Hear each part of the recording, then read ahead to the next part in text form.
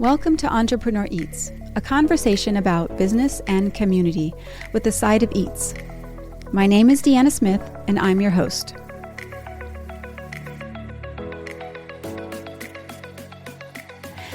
Hi, welcome to Entrepreneur Eats. I'm Deanna Smith. I'm your host for today, and I am sitting here with Michelle, and she is the founder of the Miss Escondido Pageant and Enrichment program for young women in our area. How did you become are you founder, CEO? So I'm the president of the nonprofit organization, and it started out, I did pageants a long time ago, but none of my daughters wanted to do it. And then one day, daughter number 3 said, "Can I run for a pageant?" And that was like the big hole because we dove in feet first. So in 2019, she won Miss Escondido, and her directors came to us about halfway through a year and said, "We don't want to do this anymore. Would you be willing to take it over?" And they really wanted me to teach Cindy so someday she could take it over. Mm-hmm. And so we did the first pageant. It was hard. It was a lot of work. We didn't know what we were doing. And after doing that, we thought we need to turn this into something bigger and better. And so we created the nonprofit organization that helps young women. We teach them all the skills needed in the business world. And at the end of all that, lessons become they get to run for the pageant. So you've been doing this on your own for how many years? This is our 4th year. And jumping in feet first, as you say. Who's your team, and how did you build your team to get you going? So the team really started out with just being Cindy and her, court, and then my oldest daughter came in and helped, just behind the scenes, and then at the pageant she actually handles the judges. So she's in charge of keeping the judges where they're supposed to be, keeping them on time, making sure score sheets get to the person who needs to total them all up. And then it was just us that first year, just jumping in and doing, I called friends who were past pageant directors from me. And I said, "What do I do?" And they sent me lists, and we just checked off the lists as we went along. And we had our first court, and it was just amazing. Wow. So the community really came together and guided you and put effort into it with you. It's a sisterhood. Pageants are a sisterhood. When you hold a title, you hold a title for life, and they're all your sisters. Directors are all close. We're not competitive. We're there to help each other. And then last year, we actually brought on the Miss Rancho Bernardo pageant under our umbrella. Different directorship, not running that. For the nonprofit, so that we could support even more girls in the community and outside of our community. So not only did you start this, you're growing. We're growing. This year will be our first year. We're adding a Ms. category, 24 and up. So all the way is whoever wants to do it. So, and then we are actually considering doing a greater North County pageant also to include all of the areas, and maybe send them off to Miss California. Wouldn't that be something? Miss California was an experience. I got to go once, and it was fun. So tell me a little bit about how your pageants are run and the enrichment part of it, and how you have created a system that is separate or different than other pageants. So when I decided to take over the pageant, I didn't want to just have a, quote, beauty pageant. I wanted to create a program where every young woman who went through our program walked away with skills. So I started calling in friends and people I knew. And so we bring in guest speakers. We can bring in people. This Sunday, we are bringing in professional models. She models all over the world. She's coming in to give her time to the girls, and she'll teach them how to walk. She'll teach them how to pose for the camera, how to put on a stage presence, just how to feel comfortable in your own body, which is really important. And 2 weeks after that, we have a professional speaker coming in to teach the girls how to speak and how to put together a speech, how to present it, and then how to present it on stage. And so we also have, we teach the girls self-defense because that's really important.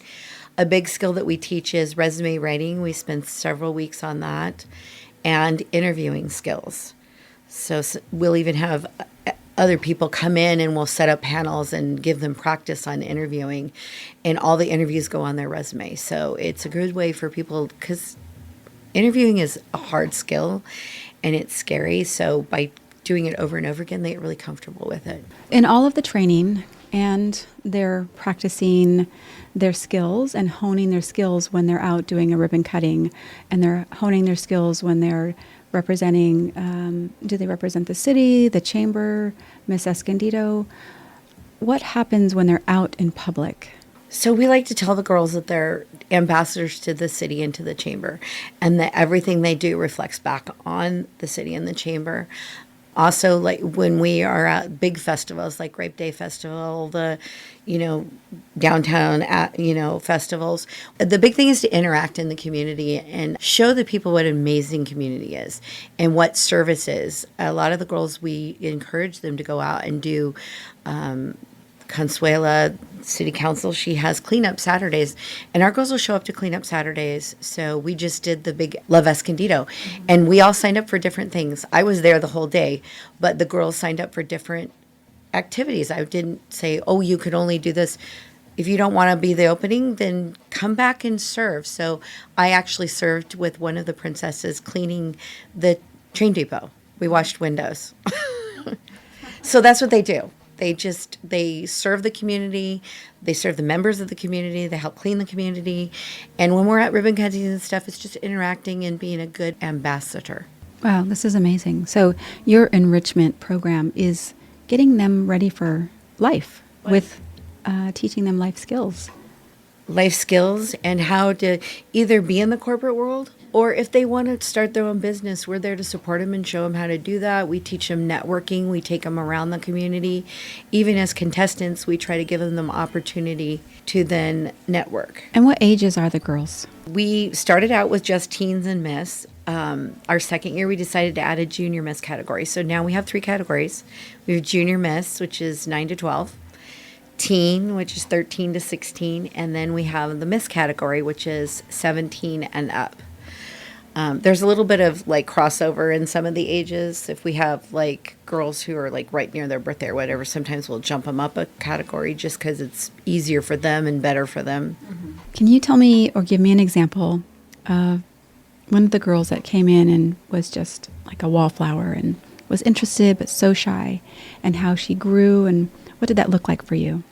So our first year, we had a young lady, Hanya, absolutely beautiful girl, but she was very shy, really quiet, smart. I'm pretty sure she was a rising star, getting ready to go to college, but she was just really quiet, just real kind of, we would go to events and stuff, and she'd hang back and hide between the other girls, didn't have a lot to say. And then kind of towards the end of the year, she decided that she was going to run again. And we had a ribbon cutting. It was a bigger event, a lot of people there, and nobody else could come. And it was just her and I. And I said, you got to take it on because there's nobody to hide behind. And I honestly have never seen anybody step out of their shell so fast. And just, I mean, she was stunning. She was well-spoken. She was talking to everyone. She was networking. And when we got all done, I took her to coffee and I said, that's the girl that needs to come out next year in the pageant and you'll win. And she took that to heart and she practiced really hard. She spent a lot of time in the community during the practices. She worked really hard and she won. She was the most amazing queen. She was at every event that she could be at. She was well-spoken. She was, keeping the girls in line, helping them, teaching them. So she's actually coming back this year as our assistant director. What a great story. So she came from just a situation where she was just so shy to becoming an actual leader. And she's first generation American. Her mom immigrated and became a citizen, and she was born here. First language is Spanish, so she didn't really speak English until she was like older in school. But she's a student at UCSD. She works at the Boys and Girls Club, and she loves to help in her community. You are just creating these amazing people that are giving me hope for our next generation. Giving me hope for our next generation. Giving us all hope. You definitely recognized your calling, because I was at one of the events, and they're a lot to handle. And the way you speak with them and to them and guide them is an extraordinary talent. So thank you for that. Well, you're welcome. I like to be an example to them. I try to be not necessarily exactly their friend, but I'm on the friend level, but I'm A mentor, I think, is the best word for it. So I try to mentor the girls and show them how to be out in the world, how to, behave, because it's hard when you're 9 or 10 or 11. You don't know what to expect, but we try to teach them that it's great to have fun. It's great to be a kid, but when when you have your crown and sash on, there's an expectation of a certain behavior, and there's an expectation for you to be in the community, serve your community, be well spoken. It's okay to laugh and have fun and take good pictures, but Have you ever come across a situation where you just try and try and try, and this young lady is just not understanding what you're trying to help her with? we do come across that at times, and we try to sit down and we try to talk to them. I mean, not every girl is going to want to follow our example, and some people are going to go their own way. And even though we try and we try and we try and we try to teach them, the skills that they need, they're still not going to do it. So we just try to keep them in line. And I just feel like all I can do is be the best example I can and try to teach them the best I can. But at the end of the day, it's each person's responsibility to take on what I'm trying to teach. And even though you might have those type of people that come through your organization, when they're exposed to positive energy and the things that you do, on some level, it sticks with them. And whether they go through your program and they finish, whatever they experience with you, I believe is going to stick with them no matter what. And someday they're going to remember a skill, or they're going to remember a mannerism, and they're going to implement it. And they'll probably think of you and say, hey, I remember this, and Michelle was awesome. And there's always something to take away. That's the hope. That's the hope, that they understand that everything that we're doing is really for them, for their future. I totally know that pageants and being in pageants and holding a title made me the person I am today.